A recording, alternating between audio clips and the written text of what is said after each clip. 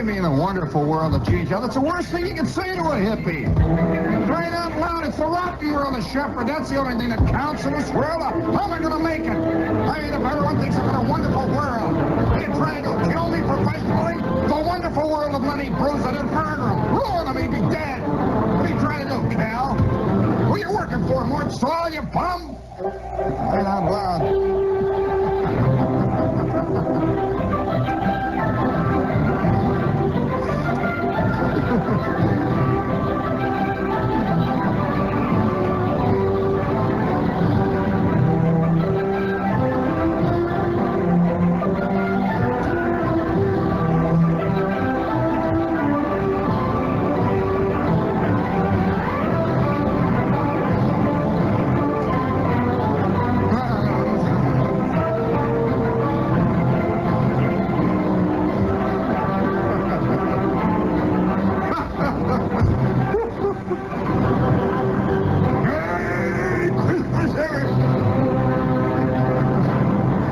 As a retired radio Santa Claus, every year about this same time, Walt, I get the old urge of the retired radio Santa Claus to get that gurgly sound in your voice, you know, like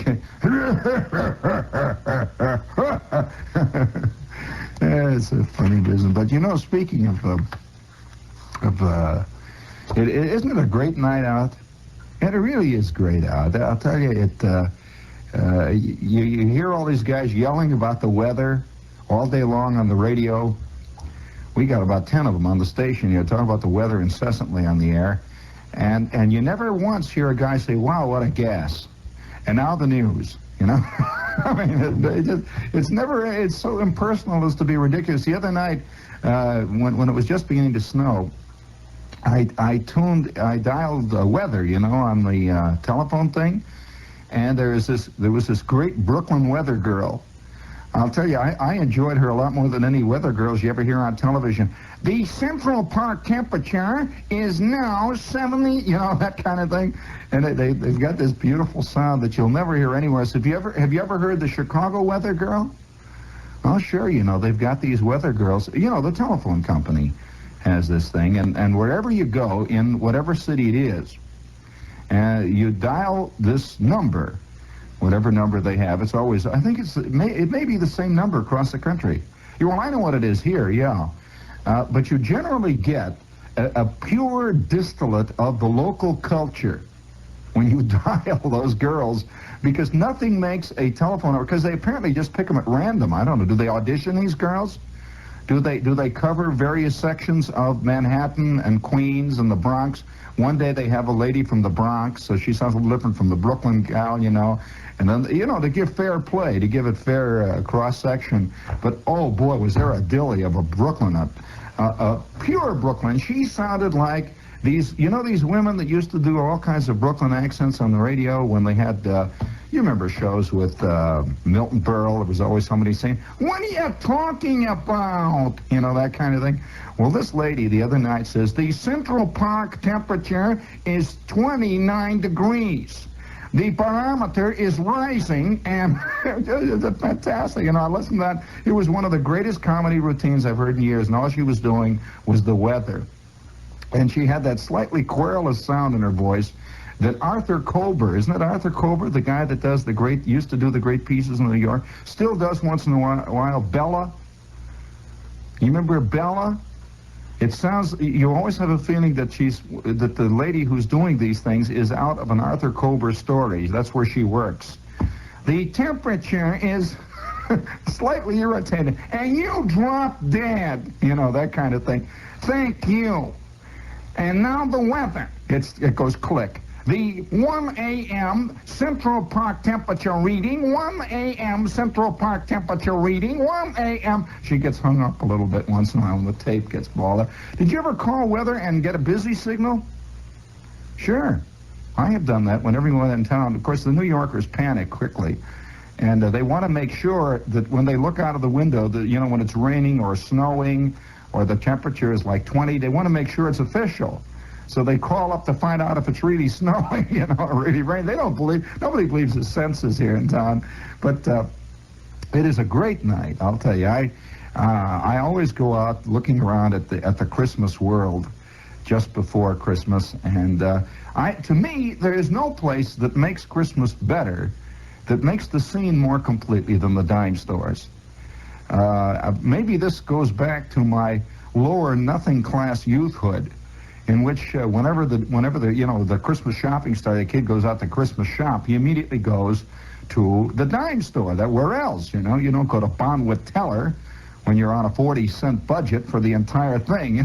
That covers 6 people. Well, so I would immediately go to the dime store, Woolworth. You see, we had 2 or 3 big dime stores in town that competed. There was Woolworth, there was Kresge's, which was a dime store too, and let's see, there was Kresge's, Woolworth, and what was the other one? There was another one. Not J.C. Penney. No, there was another dime store that was around. You don't see that one anymore. But Kresge's and Woolworth were my big areas of dealing. And I had my eye on a thing one time. I remember buying... Do you remember any stuff you ever bought for your parents when you were a kid? It's embarrassing now when you think about it. But I'll tell you what I did one Christmas. And I didn't intend to tell this story, but I might as well. But I was figuring, you see, for about a month or so before Christmas, I was always going into the dime store and looking the scene over, figuring out what would make it and what I could make and what would really make the house complete. It would really somehow it would make my mother's life sing, that sort of thing. So I saw this perfume atomizer. It was a silver one. It was glass, but it had silver inside of it. You see, it was vaguely frosted on the outside. And now that I think back on it, must have been one of the worst-looking things that Woolworth ever handled. It had a rubber bulb on it that was sort of jonquil yellow, and it squeaked when you squeezed it, which I thought it showed that it was good. It made like a little mouse, one of those rubber mice. When you squeeze it, it made a squeaky sound. Ow, ow. When you squeeze it, that shows it really has a lot of suction and a lot of power. It really blows a lot of perfume out. Well, I kept going past and looking at this thing. And this was maybe about 2 or 3 weeks before Christmas. And I had a debate a lot, because it was a tremendous investment. It was a full quarter. And, it was going all the way. It was a quarter. And they had other atomizers there for 15 cents. They had a couple of them for 20 cents. And I was looking at the high-priced line on the middle shelf there, the 25-cent atomizers, and they had some red ones, and they had a blue one. Let me tell you, that would make your eyeballs sweat just to look at it. It was so blue. I don't know where they got the blue, but even at that age, I could see that was a rotten color. But somehow the silver one with the yellow bulb, and it had a yellow hose on the side of it, and the top was imitation gold. Well, at the time, of course, I just called it gold. It had a gold top. And I kept looking at this thing. And finally, I decided, well, okay. And I'm in town with my brother, and, my mother and father are gone off. And so then look, we'll meet in front of Minus's. Now, you be there immediately. And don't get lost, don't get hung up, because we do not want to have to go scrubbing around through the dime store looking for you kids. Now, at exactly 8 o'clock, now you can see when the big hand is pointing, and now you be here at 8 o'clock in front of Minus's. Now, you hear? Okay, so we go off, we split, and Randall's got a full 30 cents to spend. Since I was older, I had something like 45. I was going all the way out, and I'm down there, and immediately I make a beeline for the counter where they sell the cosmetics and all the false eyelashes. You ought to see the Woolworth false eyelashes. They're great, I'll tell you that. Well, they've got them, So I'm looking around, and I have to make one last survey of the scene to make sure that is really what I want to get. So I go looking over the scene. I look back and forth and finally, okay, I'm going to pop. So I go up to this lady that is in charge of the atomizer section there, and there's about 5 million people shopping in the dime store, of course. Hey, they were stacked up like cordwood. You can't even, you know what a mess it is trying to get weighted on. Even when you're grown up, you can yell back. It's very hard, but a little kid, so it took me about 40 minutes to get this chick, to decide I really wanted to buy one of these things. And she says, okay, all right, here. And she takes it down and she wraps it all up and says, you want it wrapped? Yeah, they gift wrap, believe it or not. And the dinosaur, I don't know, do they still? I doubt whether they still do. They had a gift wrap department, so I go down and I get this thing gift wrapped, and boy, oh boy, it was fantastic. Absolutely incredible. I mean, I was really knocked out of my skull with this thing because, it was the biggest gift I can ever remember buying my mother. It was a big thing. So I take the thing all the way home. We're sitting in the back seat of the Graham Page, and I got this thing stuck under my sheepskin coat where nobody can tell what I've got. Oh, no, it's a secret now. And, of course, my mother always says, did you do any shopping? Yeah, well, yeah. She says, well, what did you buy? And Randy is going, he's going, and I'll shut up, it's a secret. Well, of course, it's a fantastic secret what I've got for everybody. I got this giant plastic lotto game for my kid brother, which he cared for like a shot in the head. Lotto. I never knew a kid that cared a nickel for lotto, but they always get gifts of lotto sets. And so I got a lotto set for him, and I got from my father a shaving brush. It was the only shaving brush I knew that molted. This thing was, it had a yearly, it was a 12-cent shaving brush, and it went through an actual molting period. I want to tell you what happened the first time he stuck it in the hot water. Oh boy. But that's another point. But anyway, the whole big thing, of course, was the atomizer. That was the big scene that I was getting at. So I got this atomizer, and I could hardly wait. You always want to show it to somebody. I got to show, hey, Ma, I bet you can't guess what I got. And she'd say, well, now, I thought it was supposed to be a surprise. I don't want to know. Well, yeah, that's right. That's a surprise. I bet you can't guess, though, boy. And she'd say, well, what did you get? A Fielder's mitt? Oh, come on, Ma, I don't want a Fielder's mitt. No, I bet you can't guess. Really, it's first of all, I'll tell you, it's little. It's a little package. It's very little. You'll probably think it's not much, but it's because it's so little, see? But you'll be surprised because it's fantastic. It's a very little package. And she'd say, well, let's see, a diamond ring? Oh, come on, Ma, no, it's not that little. It's bigger than that, see? Here, I'll go get it. I'll show you. You can look at the package. That's... Well, anyway, this is building up. This giant scene is building up until finally, of course, Christmas Eve comes, which was when we had our Christmas gifts and all that stuff. So everybody, it's now about 9 o'clock, 8 o'clock, 9 o'clock, and we've had supper. And, you get very nervous inside, and you're throwing up and everything else, and it's very terrible. And so finally the time comes.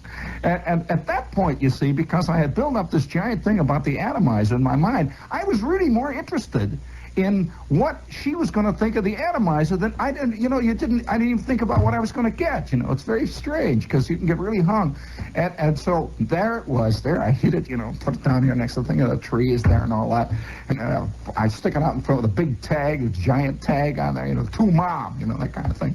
And so she comes, and finally they're opening the presents. Everybody's opening the presents. I'm looking. Hey, Ma, don't you want to open that? I wonder what that. There's that big one. Look at that. Hey, look at that one. The one over there behind the big. Wow, look, Ma.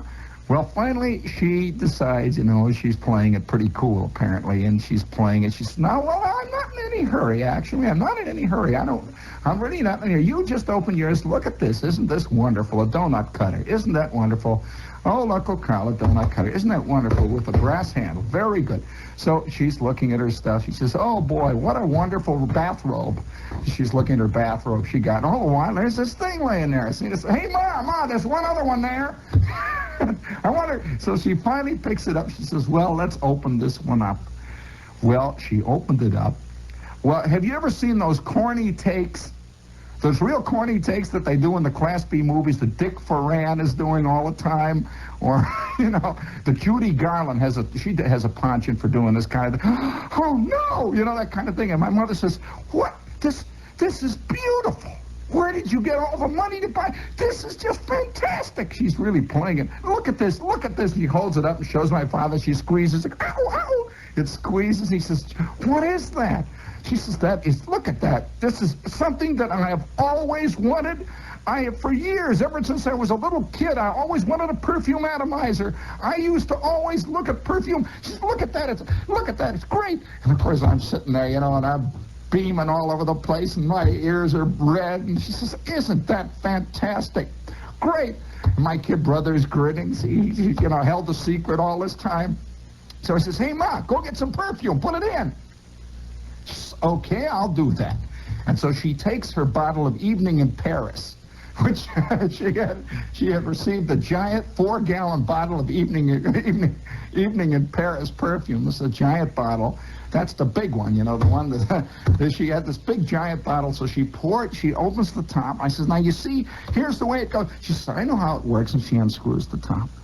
She takes the top, she takes this giant bottle of Evening in Paris and she's pouring it in there. She tightens it all up. She says, now, okay, and it goes, ow, ow. Nothing comes out.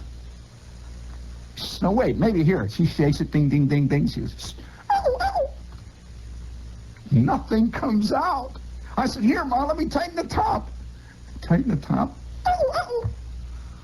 My old man says, here, wait a minute, let me check it. The fathers are always afraid. You didn't put it in right, for crying out loud. What's the matter with you women? He opens the top and he fools around with it a little bit, shakes it, blows it out, puts it back on. He goes, ow, ow. Nothing. Ow, ow. Nothing. And my mother says, well, that's all right. She says, it probably needs to get broken in. It probably has to get broken in. It'll probably work better tomorrow afternoon. It's Christmas and everybody's excited. It'll probably work better tomorrow afternoon. I'm sitting there under the tree. Work better. It won't work at all. It's terrible. It's rotten. It'll never work. It'll never work. And she says, now, wait a minute. Here, just a minute. Now, let's hold this thing. She shakes it again. Ow, ow. Oh, boy, was the Christmas going down the hot air register at that point. It was going down, flying, just dead. My old man takes it again. He goes, ow, ow, ow. He says, let me look at this thing. He goes out in the kitchen and he takes his pliers, and there was a little nozzle on the front. He takes this nozzle and he opens it up and he looks through. He said, for crying out loud, it's stuffed up. He takes a toothpick and he's poking it through like that. He's pretending like he's fixing it. So he's pretending. He says, here, it's stuffed up. He's there. He blows through it. He says, now it'll work. And he screws it back on again. Ow, ow, ow. He says, there, it's working. I said, let me see. He says, no, it's working. Don't worry about it. It's working. Ow, ow. He said, why don't you get back and play with the sled? Hey, Ann, it's working now. Ow, ow. Nothing is coming out, and he's hoking it up. Hey, it's working now, Aunt. Ow, ow, ow. Oh, what do you mean it's not working, Dad? It's not working at all. I can tell it's not working at all. Ow, ow. He smelled it. Go on, go back. He's looking, it's working good. Here, you can smell the perfume. And, of course, this thing smelled of Evening in Paris from here all the way to Indiana Harbor and back again, Boy, and he holds it up. He says, smell that? I says, yeah. He says, well, now you see it's working, isn't it? Yeah. Even I wouldn't admit it. Yeah. My mom says, gee, it's working, isn't it? Yeah. We all agreed it's working. Yeah.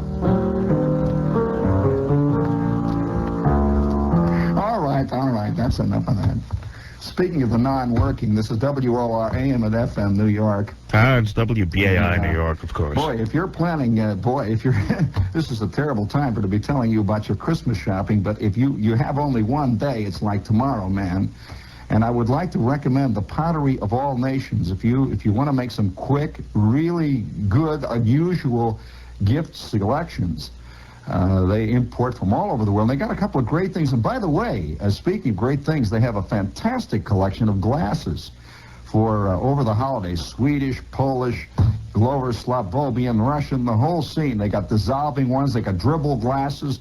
They've got the greatest collection of glasses in the world down there at great prices. And one more very interesting gift idea. Have you seen these Rome wine carafes, these wine measurers with the seal of Rome on them? Great gifts. They come in beautiful colors.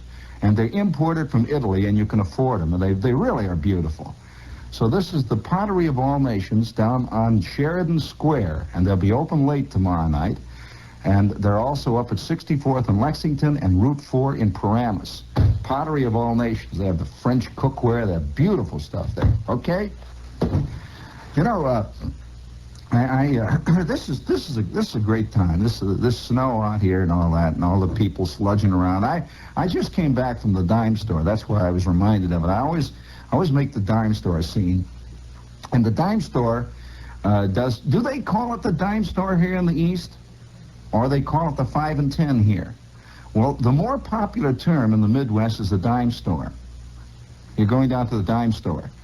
They really call it, well, they did call it the 5 and 10, but that was more of a square term for it. That was, you know, the 5 and 10.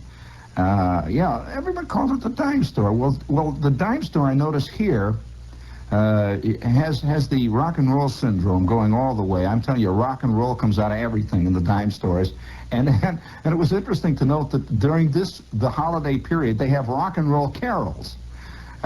You know, they cover the whole scene. And I guess the thing I dig about Christmas in the dime store is that people who look upon the dime store as a place to shop for gifts and so on are not ashamed of really all-out, complete, thorough, without any questions asked, sentimentality. They're nowhere near as hip as the Bonwit Teller crew, you know, who really would never show any real emotion about anything. But it's great to see about 7 people all standing around a counter, great bunch of people, thinking in terms of buying some gigantic plastic lamp that has the genuine lifelike features of the Taj Mahal. And it lights up and looks like a forest fire when it really gets heated up. You know, they're all talking about whether Aunt Min would like this, you know. And there's something really great about it. And it has nothing to do with Slavism or bad taste. It's something that transcends that. Well, this is a part of America, and I suspect part of the Western world, which is rapidly dying out. It will die out, and I would say probably within the next 30 or 40 years, hardly any of that will be seen. Because even the kids now who live in the slums generally are hip. They find in the trash baskets, they find New Yorker magazines of last week. They do not read the Police Gazette, you know. So it's a different scene, and I every time at Christmas, I think of some of the great, and I'm not, I'm talking about an American sentimentality, which is very special. No other place in the world has ever developed the kind of frontier attitude towards baubles and tinsel and little things that flash and things that go round and round and make noises than the Americans. And I suspect this is because we are still in the last stages of being a frontier society.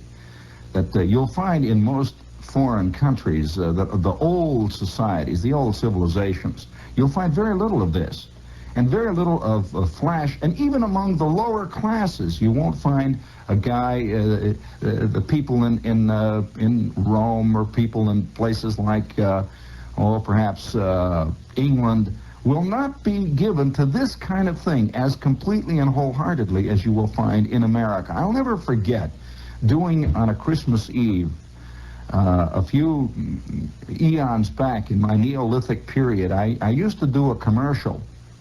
I was on one of these radio stations. Now, I bet not many of you know that large numbers of people in rural America and all over America, not only rural, what's so surprising really is you'll find it in New York too, but large numbers of people will buy their Christmas gifts by mail from radio stations that are heard at 2 o'clock in the morning.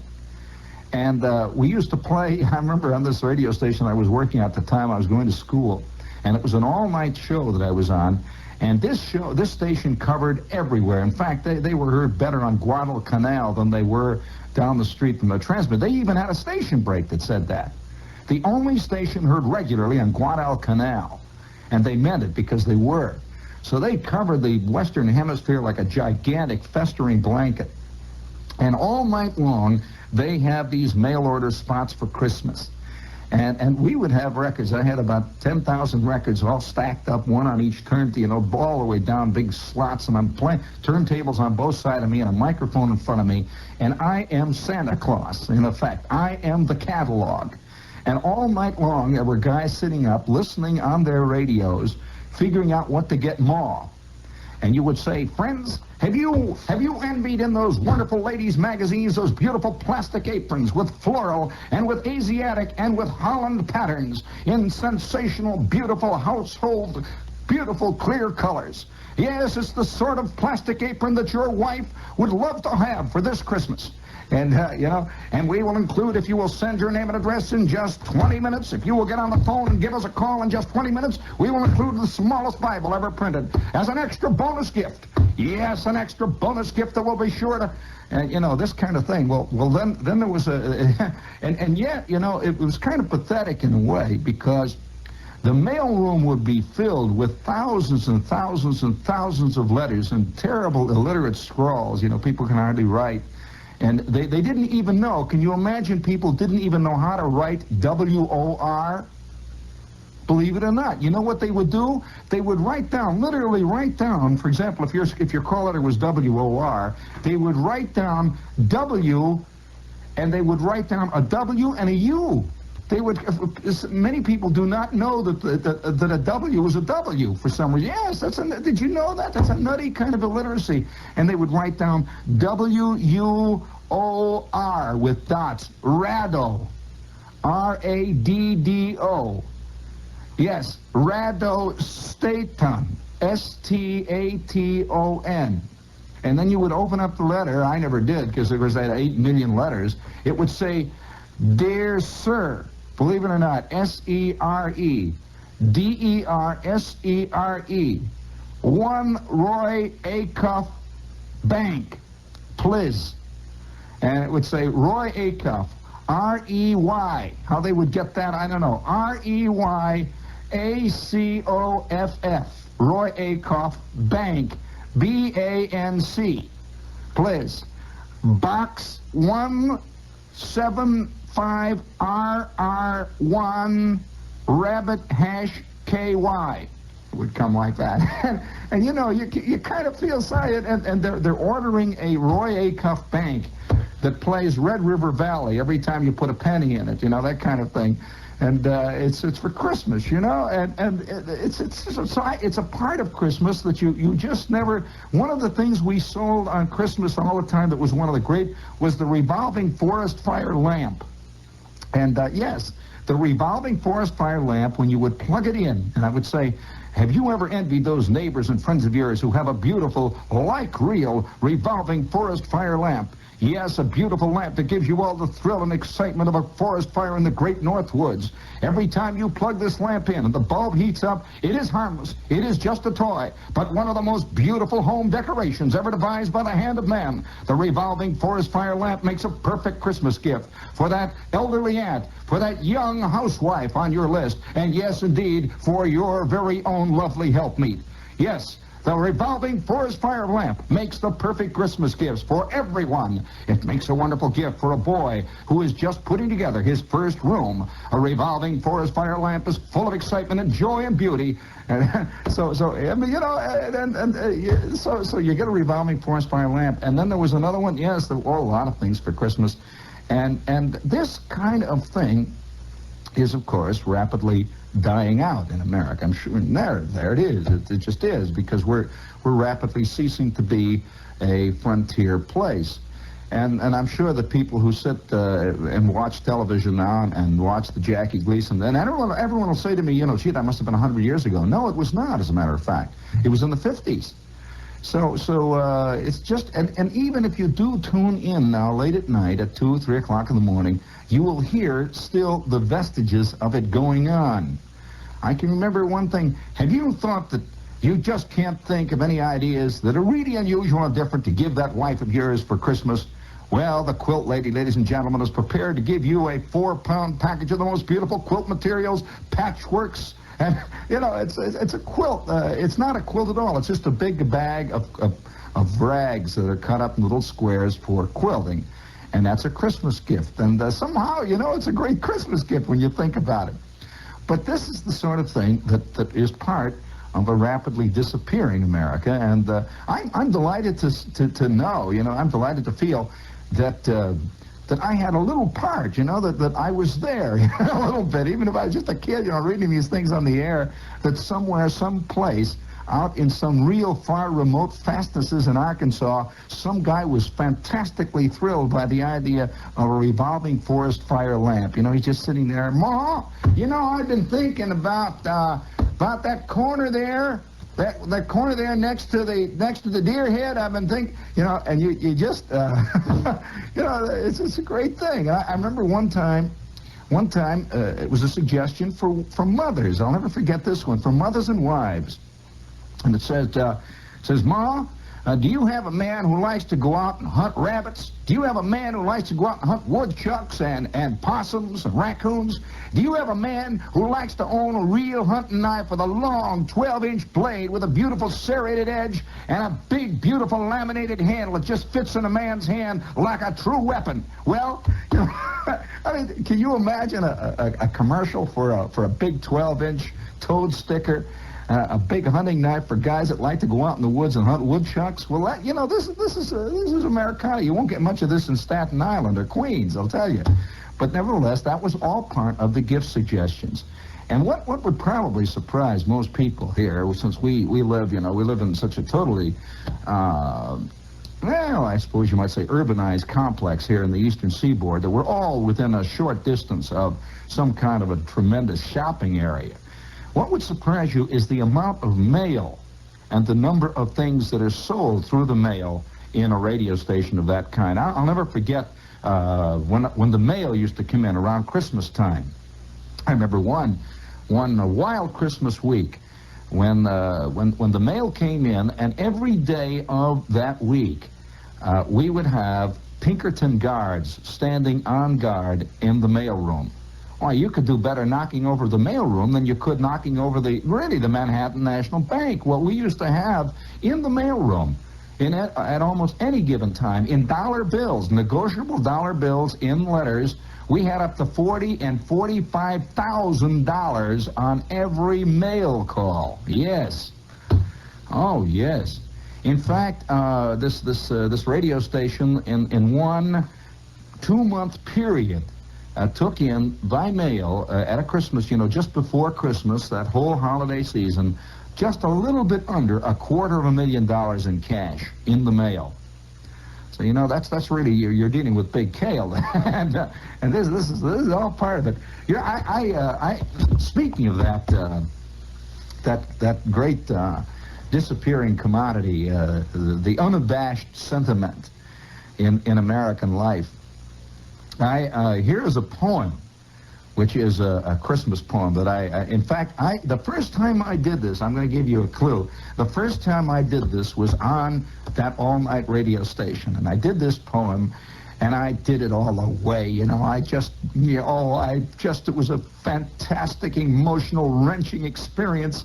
And I had music playing behind me. Well, I could hear a stunned silence when I finished that. You can really hear it when you're on the air. You believe it or not, You can feel audience reaction. There was a stunned silence. And I could hear a gigantic cascade torrents of an outpouring of genuine, honest, reliable, sober American sentimental tears. It sounded like the Johnstown flood. And then the phone started ringing. They were calling in from all over the country. George, will you tell that young man on the radio I've never heard such sentiments in my life, and I just want to tell him. Do you want to hear that poem, Walt? All right, sneak in some of that sentimental, some of that low-down music here. Oh, gotta set the scene. It's Christmas Eve. Do you see the scene, folks? It's Christmas Eve. And a low, dark, stormy sky is just hanging over there. You got it? And it's a cold Christmas Eve and the wind is howling. A bootblack slept in a dry goods box. It was on a Christmas Eve. Though all alone in his scanty home, in Santa Claus he did believe. He slept on rags and straw, and then he placed his little shoes outside, just as he hung his stockings up before his mother died. The night rolled on, and no Santa came, but a thief crept soft and low as he stole away those little shoes that were left standing in the snow. Sad, sad indeed, to see the lad standing in the storm, alone, beside the empty dry goods box that served him as a home. and the look of disappointment. Santa Claus did him refuse. But saddest of all was to hear him call, "Santa Claus, bring back my shoes." But a moment's time had scarcely passed till I was beside the lad. What makes you weep, dear boy?" I said. Have you indeed not got a dad?" "Oh, no, kind sir," he said with a beseeching look to me. "My poor mother died a year ago. Papa was lost at sea." I started back when I heard this tale, for I was returning home. Then I scanned his face. What did I trace? It was the outline of my own. I grasped the box. As I held my child in a father's fond embrace, I could feel that my brain was whirling and the hot tears rolling down my face. On a whale ship, I sailed for 6 months' voyage to sea. I was wrecked and cast on a foreign shore where none could hear from me. The truth was clear. My wife, so dear from earth, had passed away. I had played the part with broken heart of Santa Claus that Christmas day. Oh, thank God indeed to find my boy, although in the storm alone, beside the empty dry goods box that served him as a home. I dispelled his disappointment. Santa Claus will not refuse, for your father has come. My dear own son, I will buy you new shoes.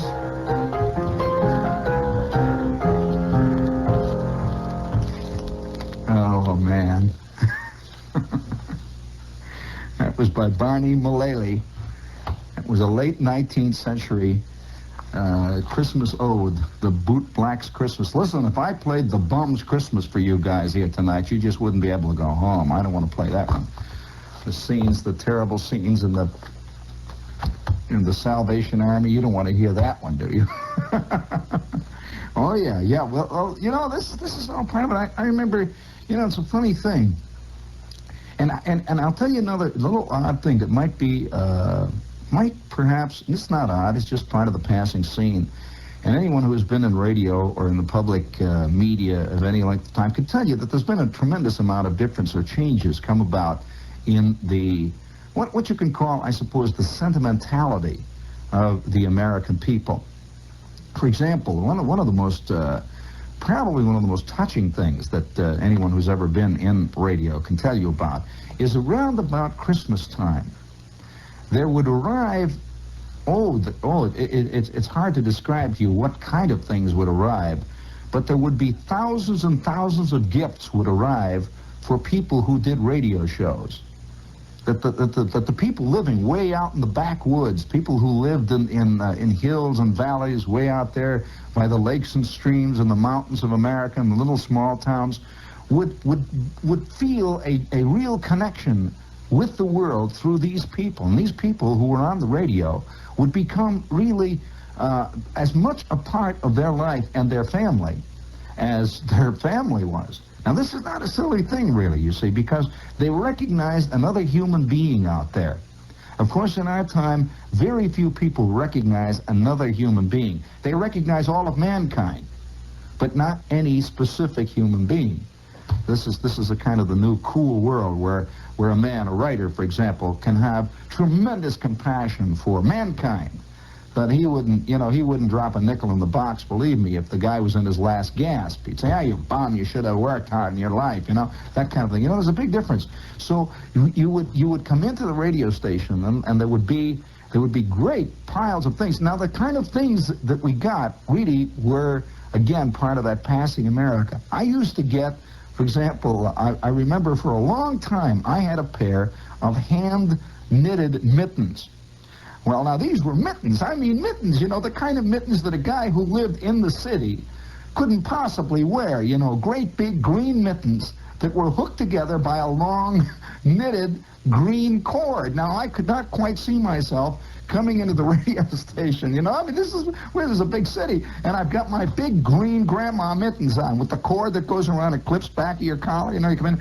Well, they used to send me these, this kind of thing, and everywhere you go, apparently in America, grandmothers make one kind of pudding and one kind of pie or one kind of cookie or another that they're famous for.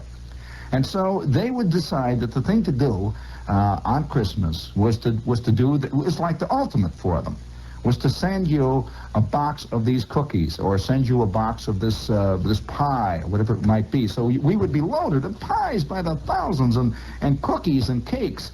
And it was just a genuine gesture of friendliness. Now, these people did not expect you to say their name on the air because you didn't, you know. They did not expect you to in any wise acknowledge it, because they were always amazed if you ever wrote them a letter back and say, Dear Ma Williamson, I sure enjoyed the cookies. In fact, the whole gang here around the old hot stove, we just sat and munched and chomped on them cookies. And in fact, old Luke, you know, busted a tooth on that walnut you stuck in that big one. You know, that kind of thing. They never expected that kind of thing. So it was a very different way, a different world. And Christmas cards were not quite as big as they are now. In other words, the card today, which is a machine-made operation. And many people will just send out Christmas cards compulsively. They'll send out Christmas cards to guys they passed on the street. You know, this is a wild thing. And yet they do. I know some people who have lists. I mean, these little people. These are not people with great public relations problems or anything like that. These people will have lists of, say, 1,200 people they send Christmas cards to. The guy that used to fix their fenders in the garage, you know, in 1938, that guy. And it's an attempt somehow, I suppose, to hang out to some kind of a real world, even if it isn't real at all. Somehow assure yourself that you have a great swinging life, there's a great conglomerate of existence going on around you, and that you're the vortex of it. Well, the Christmas card, I think, has militated, in a sense, against any genuine expression. It's interesting when you get large numbers of Christmas cards to see how many repeats you get. You'll get the same Christmas picture, or the same, and you can always tell how hip a person is by the kind of artwork on his card. And there's this kind of sameness about all of these things. But I still remember getting these battered boxes, and a battered box would come and it's all splattered with ink, and it's been sweated over, and you can see 9 people have tried to tie it, and it hasn't worked. And inside is a Fannie Farmer candy box that somebody saved from last year when Beth had her birthday, you know, and the box is all battered and squashed on one end, and there's all kinds of tissue paper, and there is a gingerbread man in there with a busted leg. And oh yes, this is a genuine, a really genuine piece of, it's reaching out and touching, or trying to touch, and literally touching you. This stuff, you never find any of this written in novels or books or comments about the American scene. But I will tell you this is practically a unique American phenomenon. I have talked to people in radio stations all over the world about this thing, and none of them have ever had this happen to them. Oh, once in a while, someone will send them a book, or someone will send them some kind of maybe a record or something like that, but never a gingerbread man, you know. The same gingerbread man that they gave their kids, or the same gingerbread man that was given to the nephews. You know, she made 10 of them, so she sends one to the guy she listens to on the radio every night. And don't think for a minute that the people in the radio stations did not respond to this. That's on the contrary, because this is the kind of thing you can't help but respond to. You'd have to be some kind of a monster. You'd have to be half dead. But it's a passing thing, and somehow being part of it and seeing a little bit of it was one of the better things that have happened to me in this business. Keep your knees loose and have a good one.